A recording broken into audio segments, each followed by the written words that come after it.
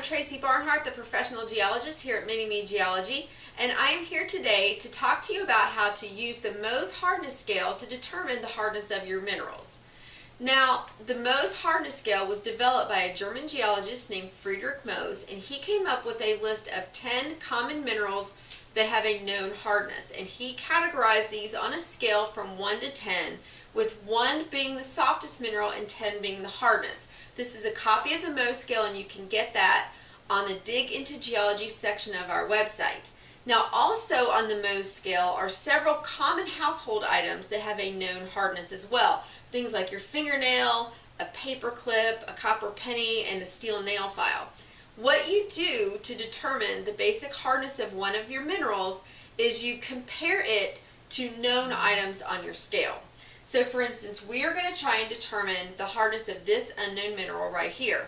We have 3 things that we know what the hardness is, and we're going to use those to determine what we think the hardness of our unknown is.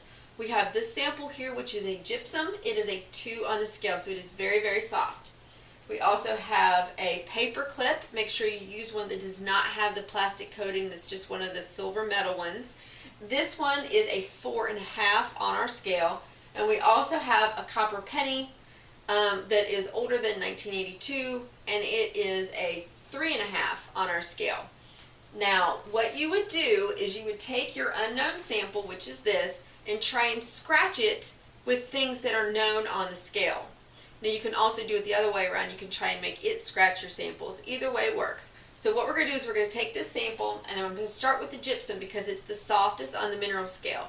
Now, if I scratch it on my sample and it scratches my sample, then I know that this sample is softer than the gypsum. So I'm going to try and scratch it on a flat surface. And when I scratch it, you can actually see that the gypsum does not scratch this sample. It actually comes off in a powder, kind of like a streak plate. So you know that this is softer than this because it did not make any kind of scratch, and it actually kind of ground up this sample. So our sample is definitely harder than gypsum. So if you look at our scale, we know that it is harder than a 2.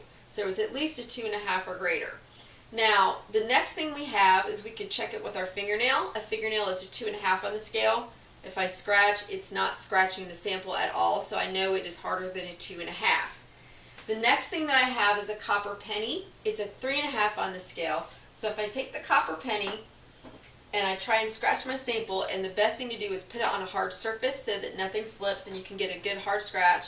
If I try and scratch the sample, I'll see that it still does not scratch the sample. The penny isn't making a dent at all on the sample. So we know that this sample is harder than a 3.5. Now, I also have this paper clip here, and the paper clip is a 4.5. So what I'm going to do, I'm going to do the same procedure. I'm going to set it down, and I'm going to scratch. I'm going to try to scratch hard on the sample. And now this paper clip actually is making a scratch on the sample. If you can see really closely there is some scratch lines, and I can feel the scratches when I rub my finger across it. So I know that this is harder than my unknown sample.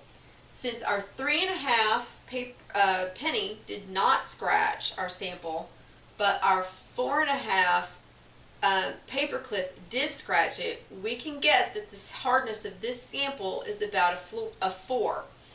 And a 4 on this scale is a fluorite, and this actually is a fluorite sample, but it also works with any other mineral that is a 4. You would also find those same findings, and you could deduce that you have a hardness of 4 of your mineral sample.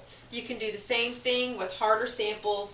It works for any mineral sample that you can find. The best thing is to make sure that you have a pure sample and not something that's mixed. If you have 2 minerals together, make sure you're testing only one area at a time so that you don't get some funky results and have things that kind of give you conflicting information.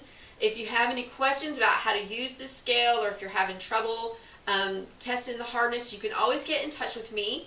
You can get me at rockinfo@minimegeology.com. I'd be happy to answer any questions you have and to help you find out the hardness of any of the mineral samples in your collection.